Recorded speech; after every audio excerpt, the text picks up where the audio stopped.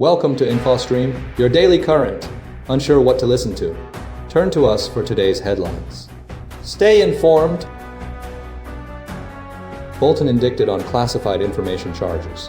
Trump and Putin plan Budapest summit on Ukraine. Trump administration pressures Venezuela with military operations. Trump threatens military action against Hamas. MI5 chief frustrated over China spy case collapse. Shutdown crisis deepens with federal worker uncertainty. New York City mayoral debate reveals key divisions. India continues buying Russian oil despite U.S. pressure. U.S. banking sector faces market volatility and credit concerns. Raila Odinga's funeral marked by chaos and mourning. Shipping emissions deal collapses due to U.S. pressure. Randrianirina becomes Madagascar's new ruler. Uganda's Special Forces Command maintains Museveni's power. Laos shifts energy focus away from cryptocurrency mining. Bolton indicted on classified information charges. John Bolton, former national security advisor to President Donald Trump, has been indicted on federal charges related to the alleged mishandling of classified information. The indictment, issued by the Justice Department, stems from an investigation initiated in 2021 following a cyber attack attributed to Iran targeting Bolton's email account. The attack, according to sources, included threatening messages referencing Hillary Clinton's email controversy. The core of the indictment centers on Bolton's practice of using an AOL email account to record his daily activities, often in the form of diary entries, and subsequently transmitting this information, including classified materials, to family members. The FBI began investigating in 2021, prompted by the Iranian cyber attack and concerns about potential damage to national security. Prosecutors allege Bolton violated laws governing the handling of classified information by sharing sensitive materials through his personal email account. The investigation spanned both the Trump and Biden administrations, maintaining the support of career prosecutors and FBI investigators, unlike some other high-profile Justice Department investigations. The indictment includes charges of transmitting national defense information and unlawfully retaining classified data. The cyber attack, linked to Iran, provided the initial impetus for the investigation, with investigators discovering the extent of the compromise. During a related discussion, Dr. Mehmet Oz, the administrator for the Centers for Medicare and Medicaid Services, commented on the ongoing negotiation of prices for weight loss drugs, such as Ozempic. The case represents a significant development, marking one of the first criminal charges brought against a former high-ranking Trump administration official. The investigation has been ongoing for several years, involving multiple administrations and significant resources. The indictment highlights concerns about the security of personal email accounts used for official business and the potential for foreign adversaries to exploit vulnerabilities. Trump and Putin plan Budapest summit to address Ukraine conflict. Recent developments indicate a renewed diplomatic effort to resolve the Ukraine conflict, spearheaded by a planned summit between U.S. President Donald Trump and Russian President Vladimir Putin, scheduled to take place in Budapest, Hungary. This follows a lengthy, nearly 2.5-hour telephone conversation between the two leaders, initiated by Russia, which focused on strategies for ending the war. Key to this shift is Trump's willingness to engage with Putin, a stance previously marked by a reluctance to implement sanctions or pursue direct U.S.-led measures against Russia. The call's outcome includes a commitment to the Budapest summit, a venue previously considered but ultimately selected after the Alaska summit. This move represents a significant departure from Trump's earlier approach, prioritizing diplomacy over immediate punitive action. A central topic of discussion was the potential provision of U.S. Tomahawk cruise missiles to Ukraine, a proposal Trump reportedly considered while acknowledging Russia's concerns regarding the impact on U.S.-Russian relations and the prospects for a peaceful resolution. Concurrent with the summit preparations, Ukrainian President Volodymyr Zelensky is scheduled to meet with Trump in Washington, D.C., focusing on securing air defense capabilities and exploring long-range missile options to exert pressure on Russia. Zelensky highlighted the anticipated success of the Middle East peace negotiations as a catalyst for ending the conflict. Following the call, Trump affirmed his intention to consider Russia's perspectives on the Tomahawk issue, emphasizing the need to maintain a productive dialogue. Putin reiterated his belief that the missiles would not alter the battlefield situation, but would damage U.S.-Russian relations. The summit's primary objective is to facilitate a negotiated settlement, with Budapest serving as a neutral ground for discussions. The meeting's success hinges on Trump's ability to leverage his relationship with Putin to achieve a breakthrough in the ongoing conflict. The potential provision of Tomahawk missiles remains a critical element in this diplomatic endeavor. Trump administration escalates pressure on Venezuela amidst increased military operations. Recent news reports detail the Trump administration's intensified efforts to destabilize Venezuela, primarily focused on combating drug trafficking and challenging the Maduro regime's authority. The core strategy involves leveraging military action, including lethal strikes against suspected drug boats operating in the Caribbean, and authorizing covert CIA operations within Venezuela. 6 strikes against alleged drug vessels have been conducted to date, with the latest operation resulting in survivors among the crew, marking a departure from previous incidents where all personnel were killed. These operations are predicated on a newly issued legal opinion, granting the president authority to designate drug traffickers as enemy combatants, enabling targeted killings without legal oversight. The administration's actions are fueled by accusations that President Nicolas Maduro's government is facilitating the flow of drugs into the United States. Trump confirmed the CIA's authorization to operate inside Venezuela, stating the goal is to disrupt illicit activities involving migrants and drugs. The U.S. has imposed a $50 million bounty on Maduro, further demonstrating the administration's determination to remove him from power. Diplomatic relations remain severed, with the U.S. recalling its embassy and consulates following Maduro's inauguration. The legal opinion underpinning the military strategy is significant, potentially altering the legal framework surrounding counter-narcotics operations. It allows for a more aggressive approach, bypassing traditional legal processes. Despite the escalation, Maduro remains firmly in control, having secured another term in an election widely condemned as illegitimate. The situation is characterized by heightened tensions and the potential for further military actions. The administration's strategy reflects a belief that Maduro's regime is fundamentally corrupt and poses a serious national security threat. The CIA's involvement signals a shift towards more direct intervention, raising concerns about the potential for broader conflict. The ongoing operations underscore the administration's commitment to confronting what it perceives as Maduro's criminal activities and its determination to influence the political landscape in Venezuela. Trump threatens military action against Hamas following ceasefire violations. Recent developments in the Gaza conflict have seen a significant escalation of rhetoric from President Donald Trump, who has threatened direct military intervention against Hamas, following reports of the group's escalating crackdown on Palestinians and breaches of the recently signed ceasefire agreement. Trump's initial optimism regarding the deal has rapidly shifted as Hamas has reasserted control, leading to public executions and increased violence. The core of the issue lies in Hamas's violation of the terms of the agreement, specifically its actions against Palestinians perceived as collaborators with Israeli forces. This has prompted Trump to threaten a renewed military offensive, stating that we will have no choice but to go in and kill them. He clarified that U.S. forces would not be directly involved, but acknowledged Israel's potential to take action. Trump's shifting stance represents a departure from his earlier declarations of the war's effective end. He expressed confidence in the deal's adherence, but simultaneously warned of consequences if Hamas fails to uphold its commitments, stating he would say the word to initiate a resumption of hostilities. The situation is further complicated by reports of Hamas's targeting of Palestinians, leading to public executions and a general escalation of violence within the Gaza Strip. This has prompted a renewed threat from Trump, demanding that Hamas disarm or face a direct military response. Negotiations between Trump and Israeli Prime Minister Benjamin Netanyahu have occurred, but the specific details of their discussions remain undisclosed. Despite the escalating tensions, Trump maintains his belief that the deal will hold, pending Hamas's compliance. The international community watches closely as the situation unfolds, with concerns growing over the potential for a wider conflict. The key takeaway is Trump's willingness to consider military action if Hamas continues its aggressive behavior, significantly altering the dynamics of the ongoing conflict. MI5 chief frustrated over China spy case collapse. A central theme emerging from recent news reports concerns the collapse of a case involving Christopher Berry and Christopher Cash, accused of spying on behalf of China. The investigation, spearheaded by MI5, has sparked considerable controversy, primarily due to the Crown Prosecution Service's CPS decision to drop the charges. The key issue revolves around the CPS's interpretation of evidence and whether sufficient justification existed to label China as a threat to national security. At the time of the alleged offenses, 2021-2023, witness statements from Deputy National Security Advisor Matthew Collins highlighted the seriousness of the accusations, detailing communications where Berry allegedly discussed SPI territory and the potential threat posed by Cash's activities. Collins' statements emphasized China's large-scale espionage, and its impact on the UK's economic prosperity.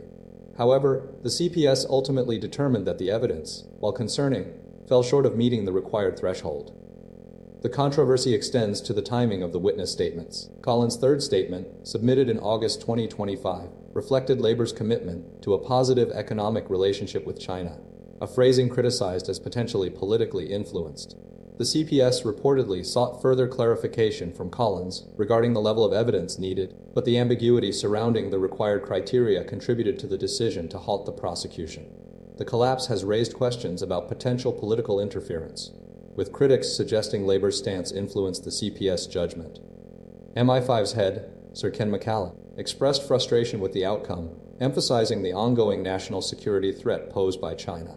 The case has triggered calls for a statutory public inquiry to fully investigate the circumstances surrounding the decision.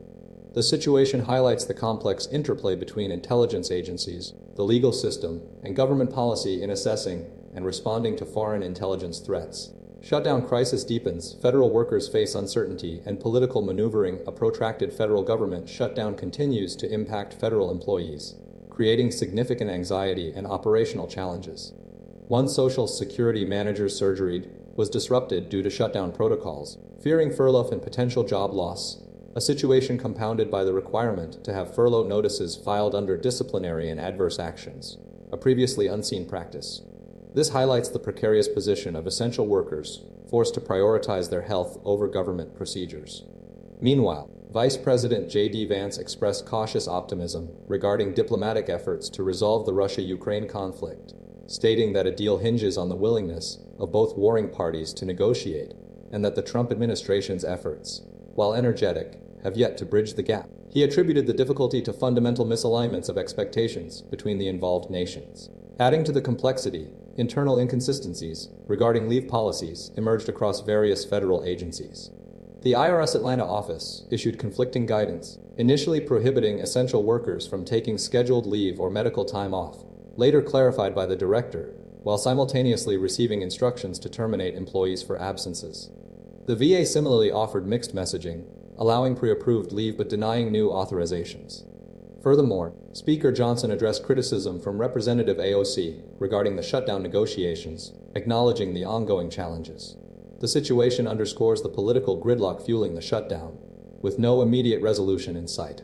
The impact on federal workers, particularly those facing potential disciplinary action for taking necessary time off, remains a significant concern.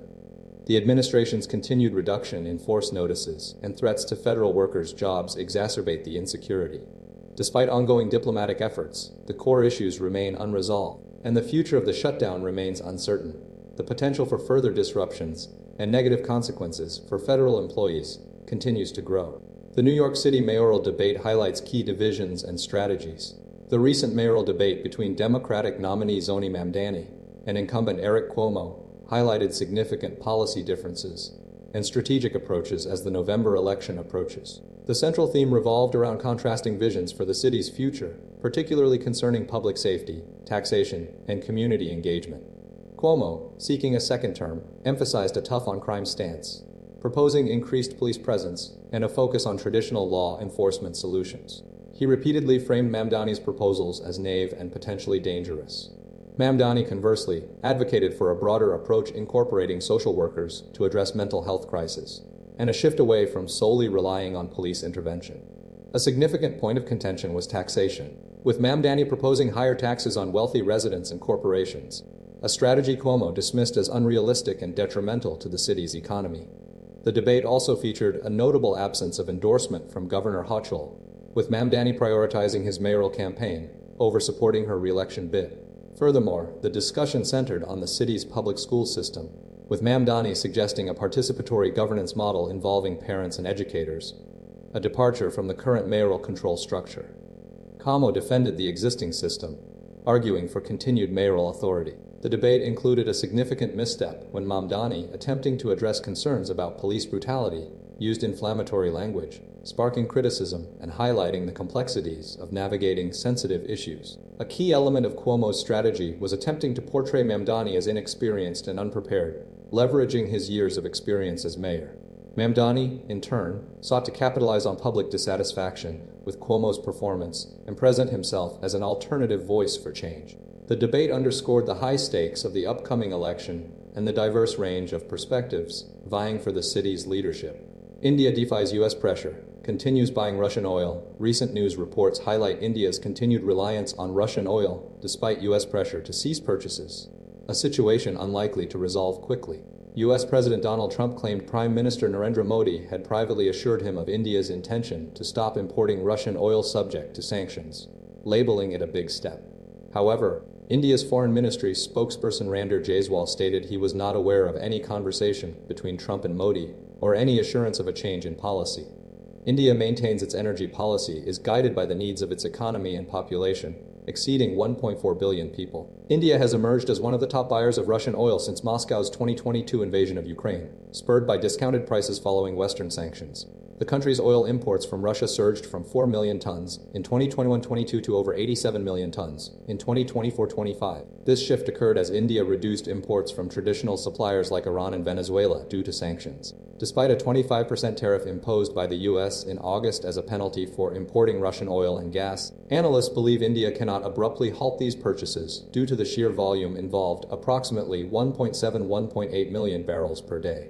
Replacing this volume from the spot market presents significant challenges due to differences in crude quality and refinery yields. Recent data shows fluctuations in Indian Oil Corporation Limited's purchases, with some state-owned refiners reducing Russian purchases while private players increased intake.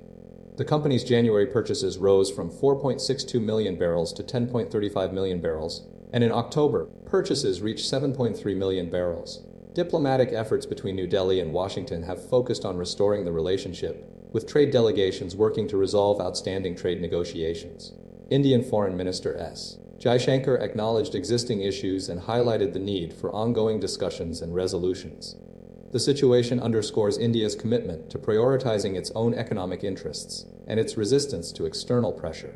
The continued trade relationship reflects a strategic alignment despite tensions between the two nations. U.S. banking sector under pressure, market volatility and credit concerns. In recent days have seen significant volatility in global financial markets driven by concerns surrounding the health of U.S. regional banks and broader credit market conditions.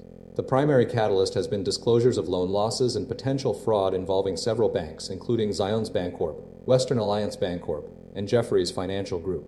These revelations triggered a sell-off across global stock markets, with the Dow Jones Industrial Average, S&P 500, and Nasdaq Composite all experiencing declines. European markets mirrored these trends, with significant drops observed in German and French banks. The core issue revolves around exposure to problematic loans, particularly within regional banks. Zions Bancorp reported a $50 million loss due to a bad loan, while Western Alliance initiated a lawsuit alleging fraud. Jefferies Financial Group faced substantial losses due to its exposure to bankrupt lender First Brands, leading to a dramatic share price decline. Increased volatility is reflected in heightened fear gauges, with the CNN's Fear and Greed Index entering extreme fear territory.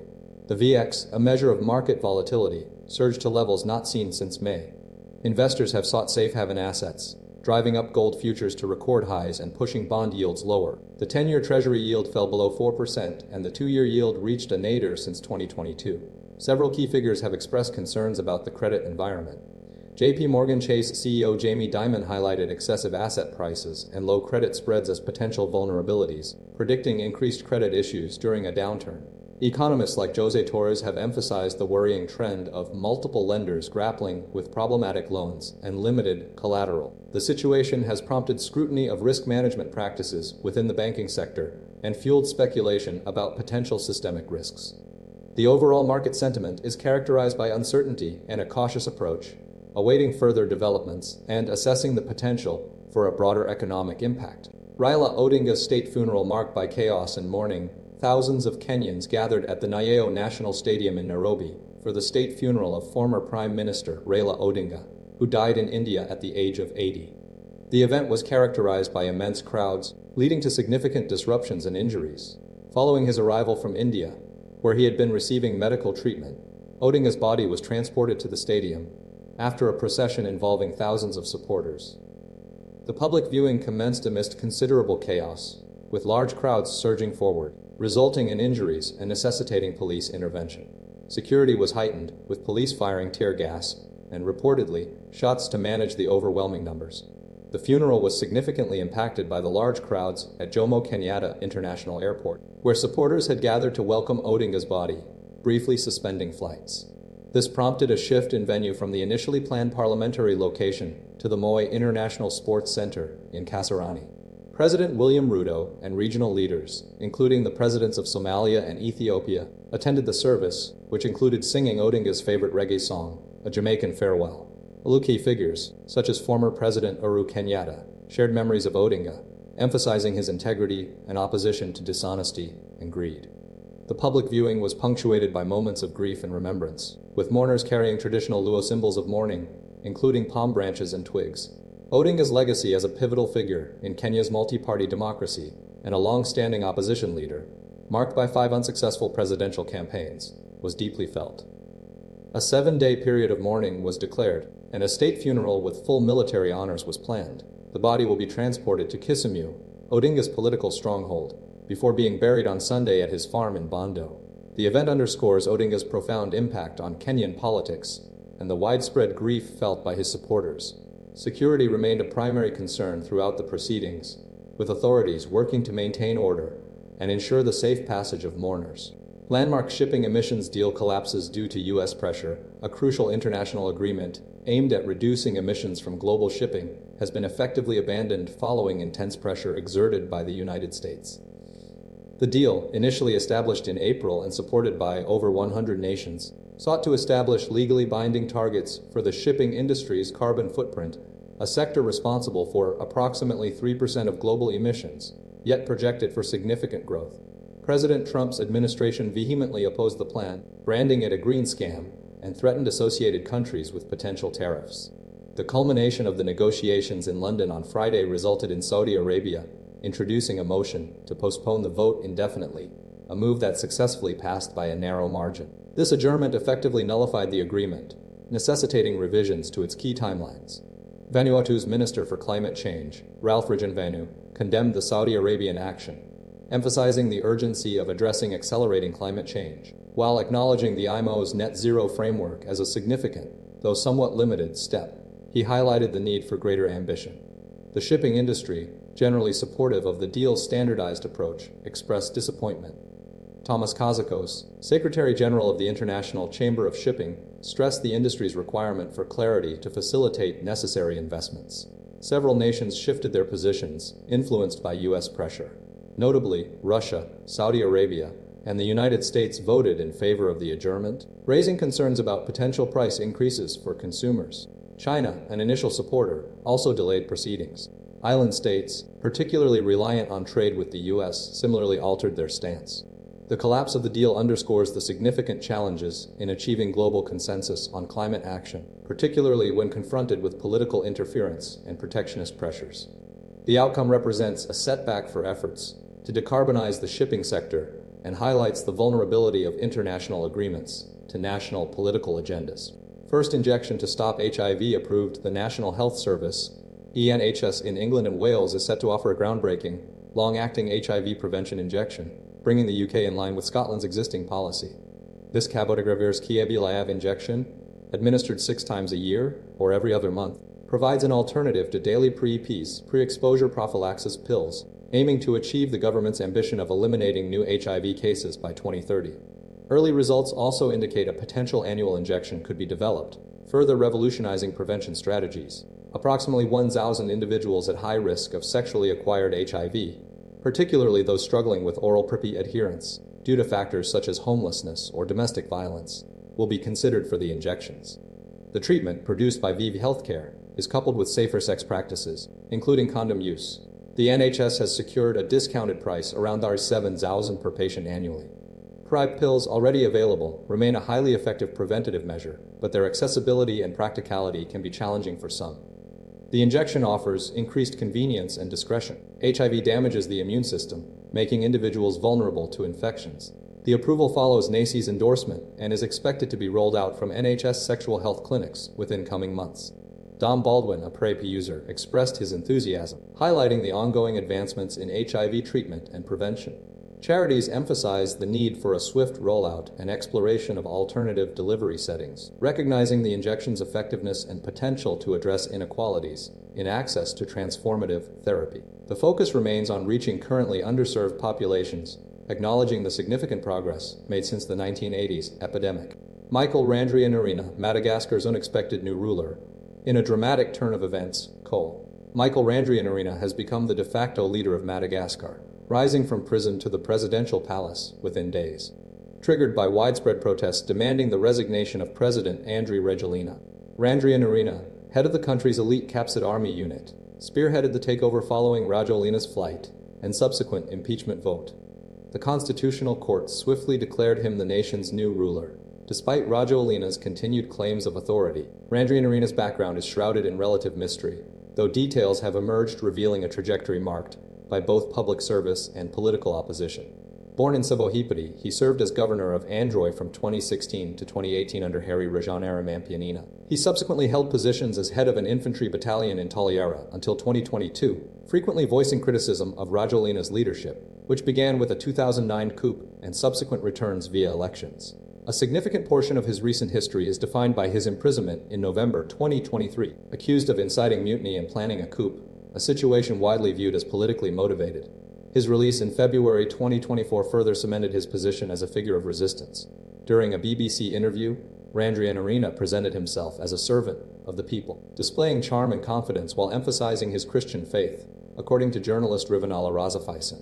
His immediate priorities include addressing the dire social welfare situation in Madagascar, where approximately 75% of the population lives below the poverty line. He intends to rule alongside a civilian government for up to 2 years before holding an election. A key element of his stance is his preference for Malagasy over French, the official language, reflecting a desire to move away from colonial influences. The upcoming swearing-in ceremony will mark the culmination of a rapid ascent and solidify Randrianirina's place as a pivotal figure in Madagascar's political landscape. Sources indicate a transition period will occur before he officially assumes the role of president. Uganda's Special Forces Command, the feared elite unit behind Yoweri Museveni's grip on power of the Special Forces Command, SFC in Uganda, has emerged as a critical and controversial element in maintaining President Yoweri Museveni's long-standing rule. Established when Museveni first took office, the SFC, commanded for years by his son Gen. Muhoozi Kainerugaba, has grown into a powerful, shadowy force, increasingly viewed as a private army. The unit's influence rivals that of the regular army, fueled by its specialized training, advanced weaponry, and direct accountability only to the president and his son. Concerns have escalated regarding the SFC's role in suppressing dissent and maintaining power through questionable means. Allegations of abduction, torture, and extrajudicial killings of opposition activists, particularly during election periods, have been persistent. Despite denials, the unit's involvement in human rights abuses has drawn widespread condemnation. The SFC's composition is also a point of contention. Critics allege that the unit is overwhelmingly dominated by officers from President Museveni's Banyankore ethnic group, creating a system of loyalty based on ethnicity and reinforcing the family's dynastic ambitions. This ethnic bias has fostered resentment within the military and fueled fears of instability upon Museveni's departure. The SFC's legal status has recently been formalized, with Parliament recognizing it as one of Uganda's 4 official military services, a move fiercely opposed by the opposition, who argue it legitimizes an entity operating illegally. Gen. Muhoozi Kainerugaba's influence is central to the SFC's operations and future. His ambitions to succeed his father and his controlling role within the unit contribute significantly to the power dynamics. The potential for conflict between the SFC and the regular army is a significant concern, exacerbated by differing loyalties and command structures. Opposition leaders, including Bobi Wine, characterize the SFC as a torture squad and accuse it of operating with impunity, protected by Museveni and his son. Analysts express fears that a post-Museveni power struggle could erupt, with the SFC potentially triggering political instability, especially without a clear succession plan. The unit's continued existence and operations represent a fundamental challenge to Uganda's democratic processes and human rights. Laos shifts to energy-focused plans to end crypto mining supply. Laos is preparing to completely halt electricity supply to cryptocurrency miners by the first quarter of 2026, a strategic shift driven by a prioritization of industrial development and export revenue. The decision follows a 2021 policy change that attracted significant crypto mining activity, leveraging Laos's abundant hydropower resources. Currently, miners consume approximately 150 megawatts, a substantial reduction from the 500 megawatts peak observed in 2021 and 2022. The government's rationale centers on the fact that crypto mining doesn't generate economic value, compared to supplying power to industries like artificial intelligence data centers, metals refining, and electric vehicle manufacturing. Laos's Deputy Energy Minister, Chanthaban Sokalan, explained the initial decision to continue supplying crypto miners was due to favorable rainfall boosting hydropower output and increased exports to Thailand and Vietnam.